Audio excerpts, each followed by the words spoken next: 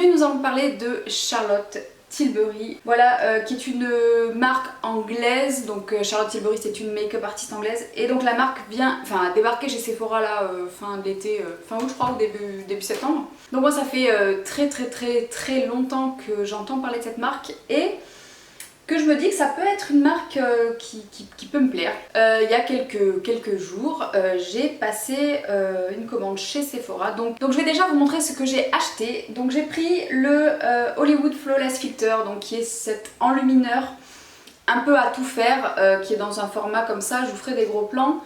Donc c'est une bouteille en verre qui est très jolie, ça fait 30 ml. Avec un embout mousse. Donc j'ai pris la teinte 2 Light. Donc ce produit là c'est vraiment le produit un peu à tout faire. Je pense que c'est presque le produit dont j'ai le plus entendu parler dans la marque. Effectivement je l'ai appliqué aujourd'hui, je l'ai trouvé très bien. Je l'ai pour l'instant utilisé uniquement en enlumineur. J'ai pas encore essayé d'autres façons de l'utiliser. Mais ça j'aime bien. Donc j'ai pris le fond de teint. Vous connaissez mon addiction pour les fonds de teint. J'ai pris le fond de teint Airbrush Flawless Foundation qui est le tout dernier que la marque a sorti.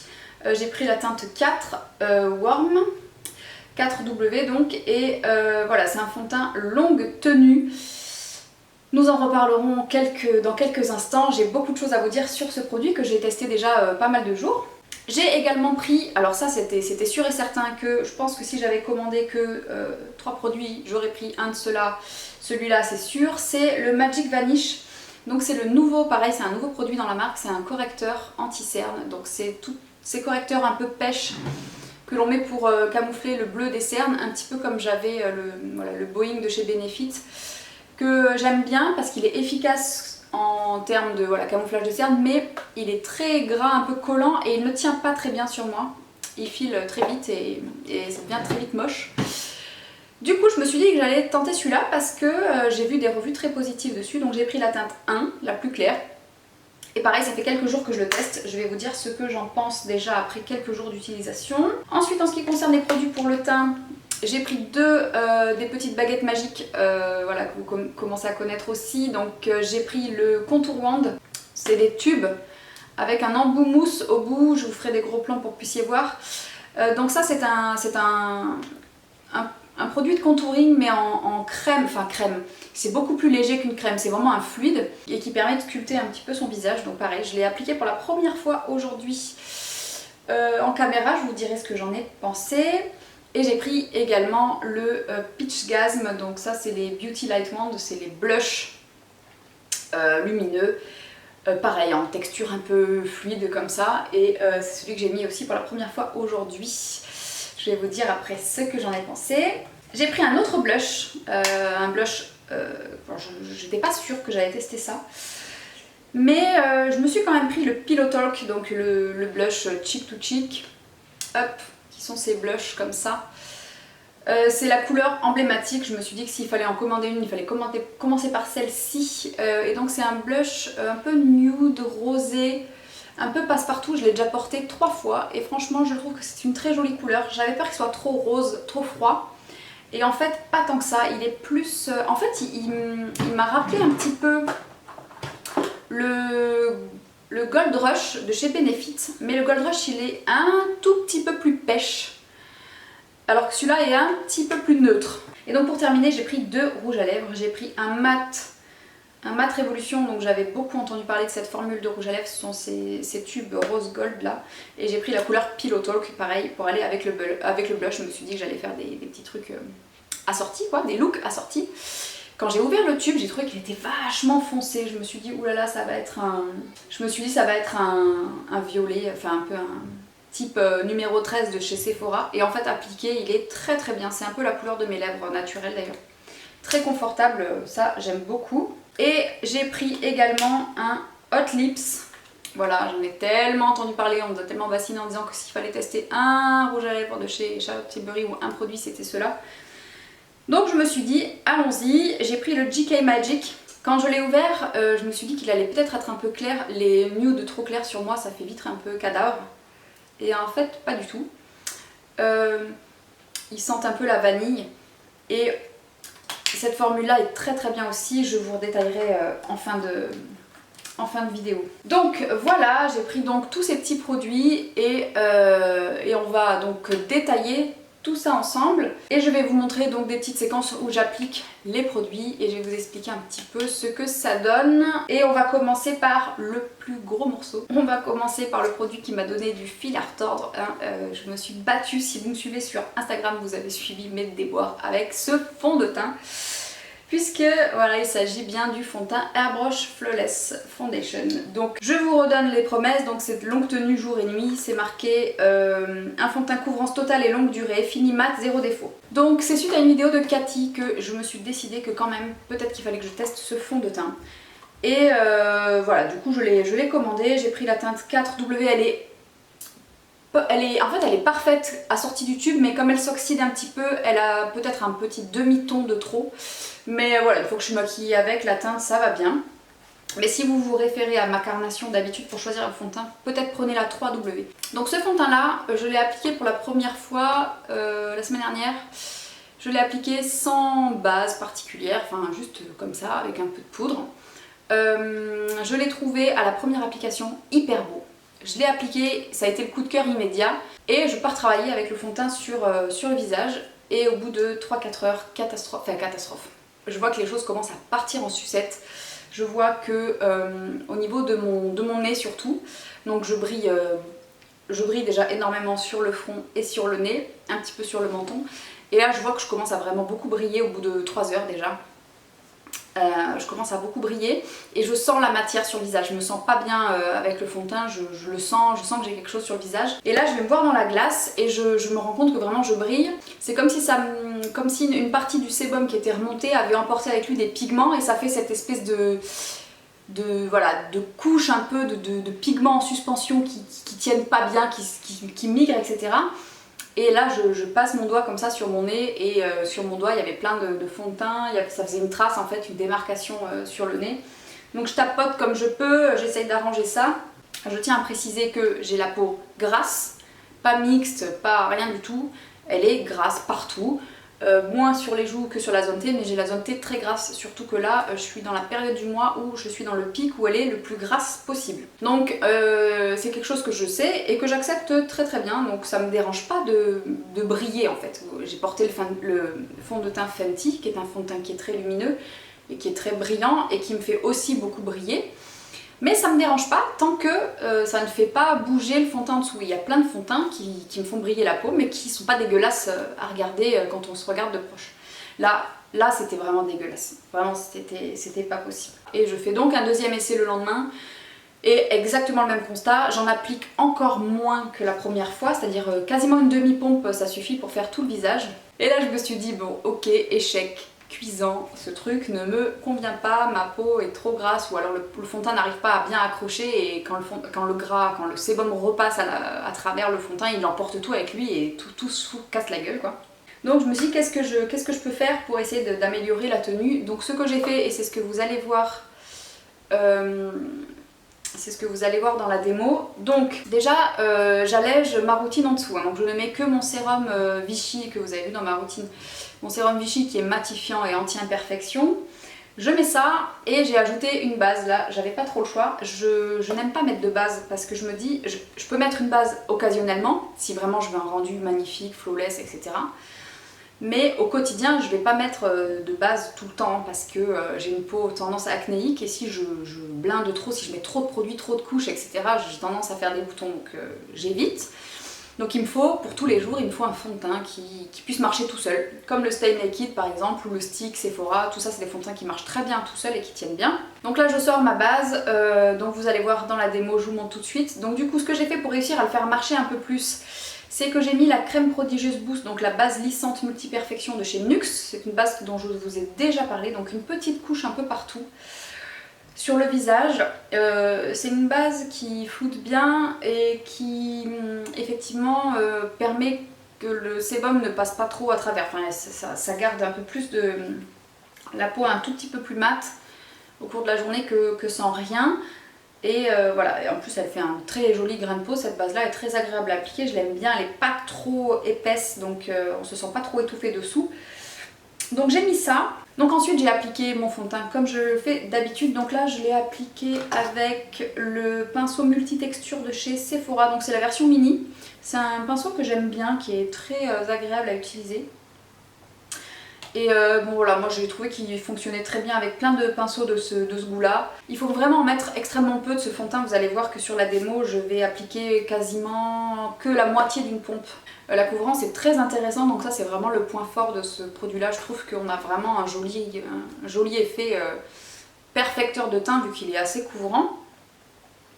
Donc je fais ça et ensuite, avant même de poudrer, j'utilise le Fix Plus de chez MAC. Voilà, je mets du Fix Plus pour pouvoir fixer un maximum le fond de teint avant de poudrer. Et c'est comme ça que la troisième fois j'ai réussi à peu près à le faire tenir, disons de manière un peu moins dégueulasse que les fois d'avant. J'ai poudré avec la poudre You Are Cosmetics parce que c'est une poudre qui me réussit bien, qui matifie bien sans marquer les traits. Et donc du coup le troisième jour, la troisième fois que j'ai essayé, je suis partie comme ça au boulot avec donc ma base, mon spray fixant, que j'ai remis aussi par-dessus la poudre, hein. Donc j'ai mis spray fixant, poudre et rose spray fixant. Et donc là, donc là je suis partie travailler et ça s'est quand même beaucoup mieux passé, ça a beaucoup mieux tenu sur mon front. J'ai moins brillé et ça a moins migré. J'ai fait une retouche, il était 16 h à peu près. Donc à peu près 6-7 heures, c'était relativement correct. Je brillais mais c'était correct, c'était pas dégueulasse, mais j'ai quand même dû absorber avec du papier matifiant et repoudrer et ça allait quoi, le résultat était quand même correct. Donc voilà, vous l'aurez compris, c'est un fond de teint avec lequel j'ai eu quand même du mal. C'est un fond de teint du coup que je vais pas pouvoir appliquer tous les jours, c'est pas un fond de teint que je trouve facile. Pas qu'il soit difficile à appliquer, même si effectivement je vous conseille de travailler par petites zones parce qu'il sèche quand même assez vite. Donc du coup je sais pas trop ce que je vais faire pour ce fond de teint. Est-ce que je vais le garder? Est-ce que je vais le revendre? Je sais pas. En tout cas c'est vraiment pas un top pour moi, c'est vraiment pas un coup de cœur. J'aime sa couvrance. Pour moi sur ma peau il n'est pas du tout longue tenue, il ne tient pas bien. C'est un fond de teint qui ne tient pas et qui n'est pas franchement très naturel. Donc je peux réussir à le faire marcher pour une soirée par exemple, mais le problème c'est que j'ai d'autres fonds de teint qui fonctionnent mieux, qui fonctionnent aussi bien, qui sont beaucoup moins chers, qui vont pas me faire galérer autant, pour lequel je suis pas obligée de sortir et la base, et le spray, et le machin, et réfléchir 3 heures quelle poudre je vais mettre, parce que ça va tout se barrer en sucette, voilà. Si vous avez la peau marquée, les ridules marquées, des zones de déshydratation, je pense pas qu'il vous plaira non plus parce qu'il a tendance à marquer aussi, donc il faut... Vous voyez, il faut le dompter, hein, le petit. Hein. Pour ce qui est du correcteur, donc le Magic Vanish, donc vous l'avez compris, c'est un correcteur qui va neutraliser le bleu violet des cernes. Donc vous avez vu, vous le verrez dans l'application, j'ai le coin des cernes qui est très bleuté violet. La première fois que je l'ai appliqué, j'ai été déçue. Pourquoi? Parce que je m'attendais à ce qu'il soit lumineux ou aussi lumineux que le Benefit. Et il est moins lumineux que le Benefit, tout simplement parce qu'il est plus mat que le Benefit qui est beaucoup plus gras, plus collant. Mais il tient du coup beaucoup mieux. Donc c'est finalement ce que j'en attendais, parce que l'autre il est très lumineux, il marche bien, mais il ne tient pas, alors que celui-ci tient quand même effectivement beaucoup mieux. Le premier jour j'ai appliqué un échantillon, parce que j'ai eu le Power Fabric, la l'anti-cerne de chez Giorgio Armani, j'ai pas du tout aimé. C'était très sec, ça a craquelé, ça a fait des effets de matière, j'ai pas aimé. Je l'ai essayé aussi avec le HD de Make Up Forever, ça n'a pas fonctionné. Et par contre ça fonctionne super bien avec le Stay Naked de chez Urban Decay. Donc je mets celui-ci pour corriger les cernes et je mets l'autre pour illuminer, donner de la lumière. Voilà, et le combo fonctionne vraiment bien. Je trouve que là j'ai pas les cernes trop bleues marquées, ça va. Franchement je trouve que c'est un produit qui est bien, qui fait bien son travail. Mais je m'attendais quand même à mieux. Si je revois mes exigences un peu à la baisse, c'est-à-dire que moi j'aimerais vraiment que ça soit neutralisé à 100%, qu'on ne voit plus du tout, je crois qu'en fait c'est juste pas possible. Donc voilà, si on reste réaliste dans ce qui est réalisable avec du maquillage, il est quand même vraiment pas mal. Je trouve que le packaging est joli. Petite note en ce qui concerne les packaging, alors autant tout ce qui est bouteille en verre, fond de teint, flawless filter, etc. ça fait très qualitatif. Autant j'ai été déçue de la première fois que j'ai eu en main les produits comme ça, le blush et le vanish là, le Magic Vanish, parce qu'en fait c'est du plastoc. Hein. C'est du plastique et c'est du plastique qui fait de mauvaise qualité en fait. Je trouve pas que ça soit dingue comme qualité, notamment au niveau de la finition. J'essaierai de vous montrer en gros plan. Il y a des jolis détails, mais je trouve pas... Enfin, je pensais que c'était des étuis métalliques et en fait c'est pas métallique, c'est du plastique. Alors ensuite le Flawless Filter que j'ai utilisé sur le haut de mes pommettes. Donc j'ai appliqué 2 petits points sur le haut de mes pommettes et j'ai estompé avec mon pinceau. J'ai trouvé que c'était très facile à estomper. Ça faisait pas de démarcation, ça n'a pas déplacé le fond de teint dessous, ça s'est très bien passé. La couleur est très jolie. Effectivement c'est naturel parce que c'est un sous-ton comme la peau un peu, c'est ni trop jaune ni trop blanc. Du coup cette teinte là 2 elle est vraiment très bien. Ça j'étais pas trop inquiète sur ce produit là.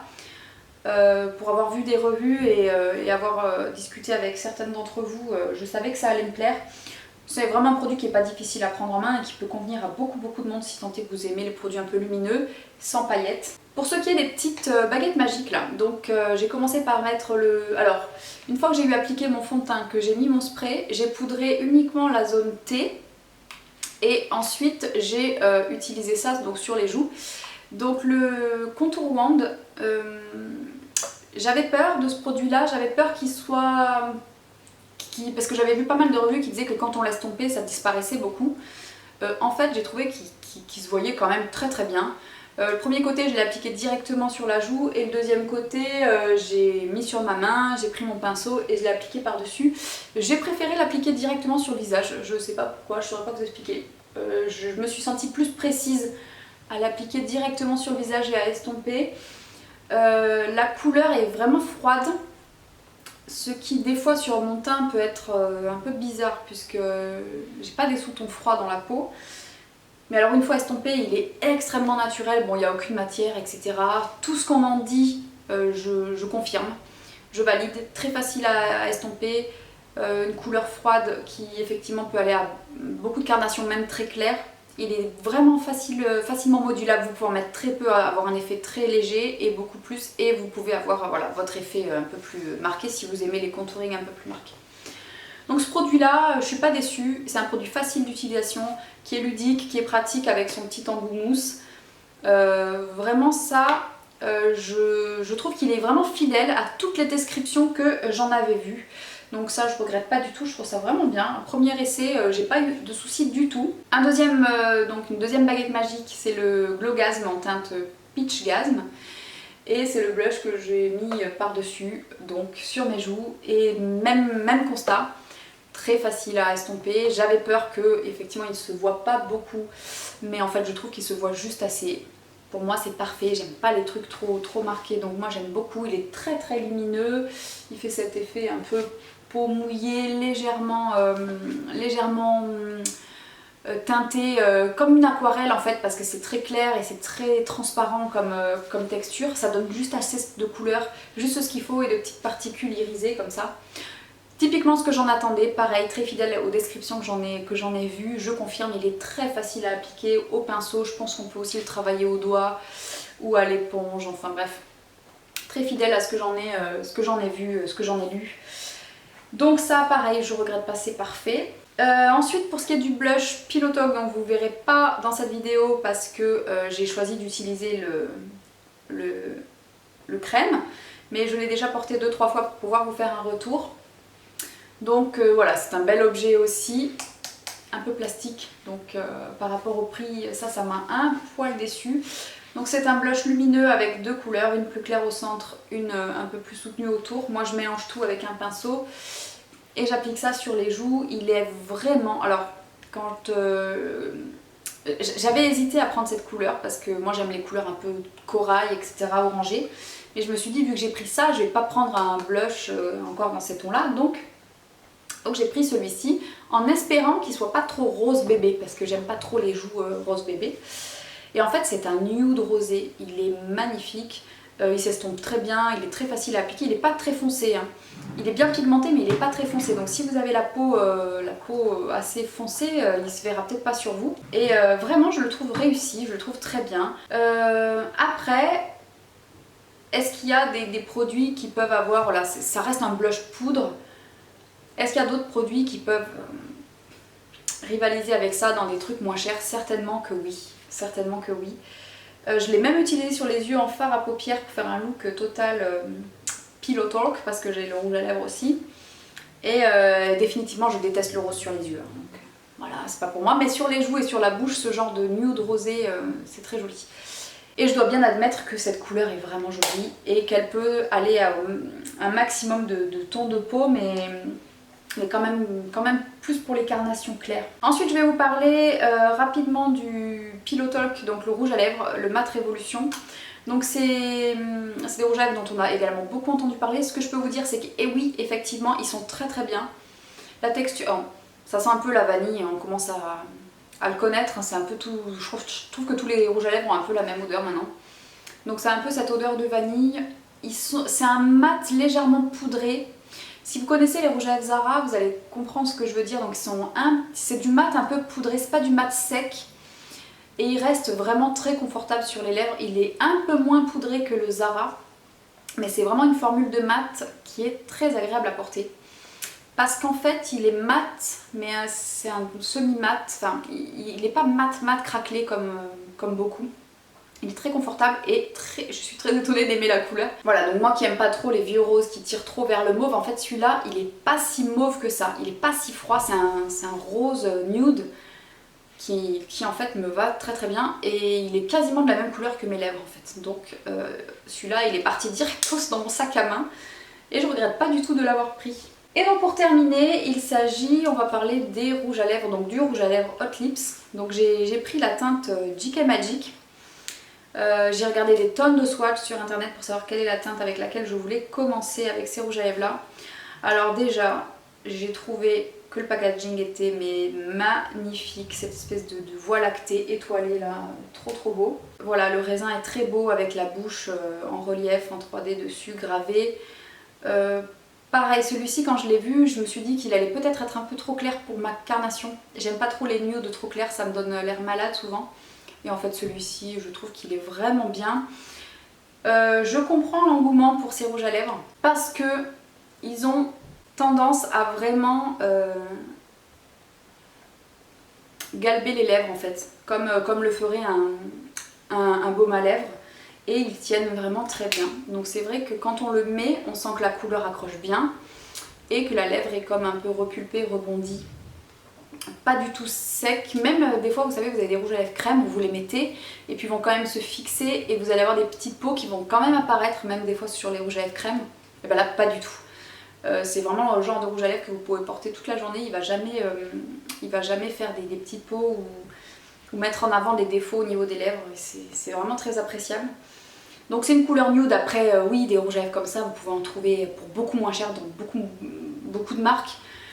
Là c'est vrai qu'on sent qu'on paye le packaging. Donc c'est des rouges à lèvres qui sont voilà, vendus aussi en recharge. Donc vous pouvez acheter que la recharge et puis changer juste le raisin quand vous l'avez terminé et garder l'écrin, voilà, pour faire la collection. J'ai trouvé que c'était très beau. Ça pareil, typiquement c'est le genre de truc que je pourrais tout à fait offrir à une amie pour son anniversaire ou quoi que ce soit parce que la présentation est juste parfaite. Donc voilà pour cette découverte et cette démo de mes achats chez Charlotte Tilbury. Sur ce, je vous fais des gros bisous. Je vous dis à très bientôt dans une prochaine vidéo. Ciao!